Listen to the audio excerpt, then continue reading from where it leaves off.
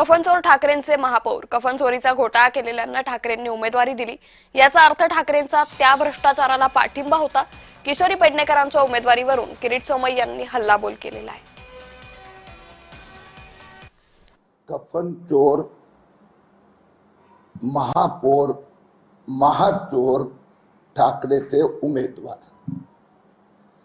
ज्या महापौर किशोरी पेडणेकर यांनी कोविड कफन बॉडी बॅग घोटाळा केला, ईडीने कारवाई केली। आता महापौर किशोरी पेडणेकर यांना उबाटाने आता उमेदवार घोषित केले आहे।